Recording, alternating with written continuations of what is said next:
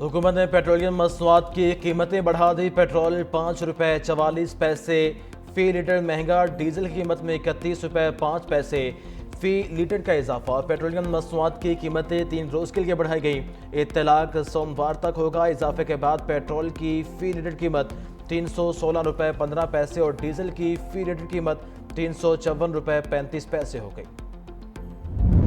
اوگرا روزانہ پیٹرولیم مصنوعات کی قیمتوں کا تعین کرے گا۔ قیمتوں میں کمی کا فائدہ عوام کو فوری دیا جائے گا۔ پیٹرول ڈیزل کی یومیہ قیمت کا بینچ مارک 7 دن کی اوسط قیمت پر ہوگی۔ وفاقی وزیر پیٹرولیم علی پرویز ملک نے کہا، اوگرا روزانہ قیمتوں کا تعین کر کے ویب سائٹ پر لگائے گا۔ پاکستان اپنی 90% توانائی کی ضروریات درآمد کرتا ہے۔ ہم نے اس شعبے کو ڈی ریگولیشن کی طرف لے کر جانا ہے۔ عالمی منڈی میں تیل کی قیمتیں بڑھتی ہیں تو اثر پاکستان پر ہوتا ہے۔ عوام نے بے پناہ تحمل سے تکلیف جھیلنے کی کوشش کی۔ آئل سیکٹر میں منافع خوری اور مصنوعی قلت پر سخت کارروائی ہوگی۔ وزیر اطلاعات عطا تارڑ بولے، پاکستان میں ایک دن بھی تیل کی قلت پیدا نہیں ہوئی۔ پاکستان میں آئل کمپنیوں کو کوئی کھلی چھوٹ نہیں، کسی کو تیل کی ذخیرہ اندوزی کرنے کا حق نہیں۔ الیکٹرک بائکس اور گاڑیوں کی طرف آنا ہوگا۔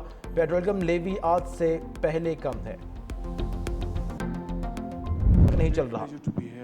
To attend this great B2B conference between Pakistani and Chinese business leaders in the field of pharmaceutical industry. We have just witnessed ceremony of agreements between Pakistani and Chinese entrepreneurs valuing almost $440 million. مشرق وسطی بحران نے پوری دنیا کو متاثر کیا۔ پاکستان نے خطے میں امن کے لیے اہم کردار ادا کیا۔ وزیر اعظم شہباز شریف کا پاکستان چین فارماسیوٹیکل B2B کانفرنس سے خطاب، کہا چینی شہریوں کا تحفظ اولین ترجیح ہے۔ چین پاکستان کا انتہائی قابل اعتبار اور مخلص دوست ہے۔ چین معاشی ترقی کے میدان میں دنیا کی نمایاں طاقت بن چکا۔ چین نے عالمی فورمز میں ہمیشہ پاکستان کی حمایت کی۔ حالیہ سرمایہ کاری CPEC2 کی جانب ایک اہم قدم ہے۔ پاکستانی اور چینی کمپنیوں کے درمیان $44 کروڑ کے 9 معاہدے خوش آئند ہیں۔ معاہدوں میں ویکسین کی تیاری اور بائیو ٹیکنالوجی میں تعاون بھی شامل ہے۔ امریکہ کے ایران پر فضائی حملے۔ امریکہ کے ایران شاہ ایئرپورٹ، بندر عباس، بند خمیر اہواز اور بوشہر میں حملے، 3 پل تباہ، 7 افراد جاں بھاگ جبکہ 9 زخمی ہو گئے۔ ایران میں 22 جون سے اب تک ہونے والے امریکی حملوں میں 38 افراد جاں بھاگ، 400 سے زائد زخمی ہو چکے۔ امریکی سینٹ کام کے مطابق امریکی لڑاکا طیاروں، ڈرونز اور جنگی بحری جہازوں نے جدید ہتھیاروں سے ایران کے درجنوں فوجی اہداف کو نشانہ بنایا۔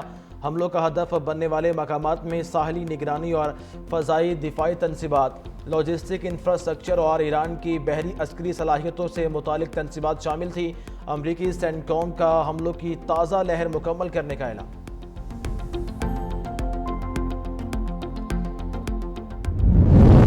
پاسداران انقلاب کا شام میں امریکی اسپیشل آپریشن کمانڈ سینٹر پر سرپرائز حملہ۔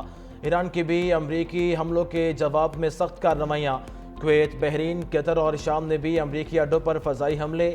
ایرانی پاسداران انقلاب کے مطابق حملوں میں ریڈار نظام، کئی ہیلی کاپٹر اور فوجی تنصیبات کو نشانہ بنایا گیا۔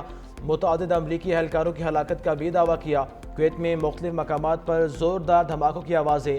فضائی کویتی حکام کے مطابق دفاعی نظام مکمل طور پر فعال ہے۔ ایران کی جانب سے داغے گئے متعدد میزائل انٹرسیپٹ کر لیے گئے۔ اردن حکام کا بھی 3 ایرانی میزائل مار گرانے کا دعویٰ۔ امریکی صدر کا الیکشن سے متعلق خفیہ دستاویزات جاری کرنے کا اعلان۔ ڈونلڈ ٹرمپ کہتے ہیں چین ڈیٹا ہیک کرنے کی کوشش کر رہا ہے۔ امریکی فوج دنیا کی بہترین فوج ہے۔ کوئی ملک اس وقت عظیم نہیں بن سکتا جب تک الیکشن منصفانہ نہ ہوں۔ چینی حکومت چاہتی ہے امریکی صدر الیکشن ہار جائے۔ چین نے امریکی الیکشن میں مداخلت کرنے کی کوشش کی۔ امریکی صدر کی چین کے معاملے میں تحقیقات کی ہدایت۔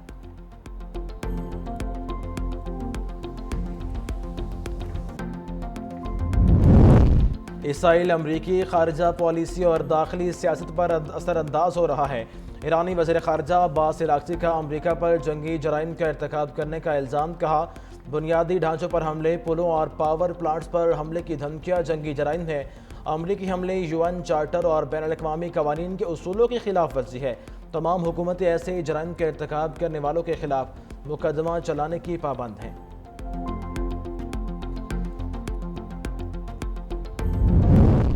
چین اور پاکستان کا امریکہ اور ایران کے درمیان جنگ بندی کی بحالی پر زور۔ وزیر خارجہ اسحاق ڈار کی شنگھاؤ میں چینی وزیر خارجہ وانگ ای سے اہم ملاقات ورلڈ آرٹیفیشل انٹیلیجنس کانفرنس کے موقع پر ہوئی۔ چینی وزارت خارجہ نے کہا کہ مسئلے کے پرامن حل کے لیے دوبارہ مذاکرات کی میز پر بیٹھا جائے، تمام فریقین اپنے کیے گئے وعدوں پر عمل درآمد یقینی بنائیں اور اسلام آباد مفاہمتی یادداشت کے تحت جنگ بندی پر عمل درآمد کیا جائے۔ ملاقات میں سی پیک 2 تجارت، سرمایہ کاری، ڈیجیٹل معیشت اور مصنوعی ذہانت میں تعاون بڑھانے پر زور دیا گیا۔ فریقین نے تازہ ترین علاقائی اور عالمی پیش رفت اور باہمی دلچسپی کے امور پر بھی تبادلہ خیال کیا۔ نائب وزیر اعظم اور وزیر خارجہ اسحاق ڈار شنگھائی کا دورہ مکمل کر کے اسلام آباد پہنچ گئے۔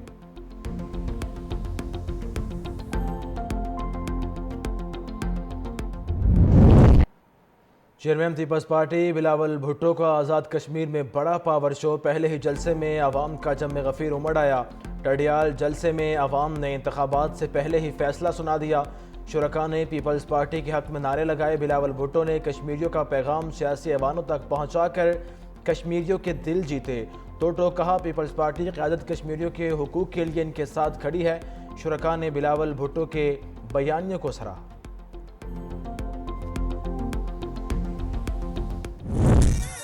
پیپلز پارٹی کا مینار پاکستان پر 25 جولائی کو جلسہ عام کی پیشگی تیاریاں شروع۔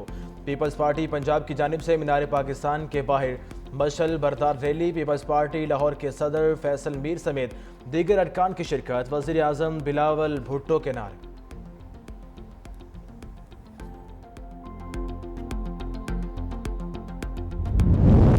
سندھ میں 2,75,000 خاندانوں کو مفت سولر فراہم کرنے کا فیصلہ۔ وزیر اعلیٰ سندھ مراد علی شاہ کی زیر صدارت سولر ہوم سسٹم منصوبے کا جائزہ۔ چیئرمین بلاول بھٹو زرداری کی ہدایت پر غریب خاندانوں کو مفت سولر ہوم سسٹم فراہمی کا عمل تیز کرنے کی ہدایت۔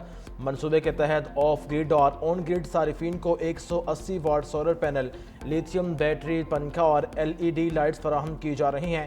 اب تک 11,000 سے زائد سولر کٹس نصب۔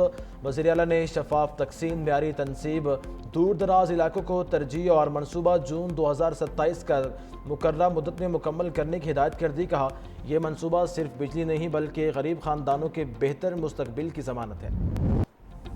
پنجاب میں 1 لاکھ صارفین کو مفت سولر سسٹم فراہم کیے جائیں گے۔ وزیر اعلیٰ پنجاب مریم نواز کا فری سولر پینل اسکیم کا آغاز۔ 200 یونٹ تک بجلی استعمال کرنے والے صارفین کو مفت سولر سسٹم فراہم کیا جائے گا۔ وزیر اعلیٰ پنجاب مریم نواز شریف نے اپنی چھت محفوظ چھت پروگرام کا افتتاح کر دیا۔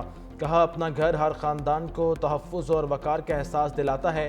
سانحہ کاہنہ میں معصوم بچوں کی ہلاکت پر دکھ کا اظہار کرتے ہوئے کہا متاثرہ والدین کے درد کو محسوس کرتی ہوں۔ اپنی چھت محفوظ چھت پروگرام کو پنجاب کے عوام کی فلاح اور محفوظ رہائش کی فراہمی کے لیے اہم منصوبہ ہے۔ وزیر اعلیٰ پنجاب مریم نواز نے سانجی سبزی منصوبے کو قابل تقلید قرار دیا۔ صوبے بھر کے ڈپٹی کمشنرز کو اسی طرز کا منصوبہ شروع کرنے کی ہدایت۔ مظفر گڑھ میں 139 کنال سرکاری اراضی پر 140 پلاٹس میں عوام کے لیے موسمی سبزیاں کاشت کی جا رہی ہیں۔ مقامی افراد کو ضرورت کے مطابق مفت سبزیاں فراہم کی جا رہی ہیں۔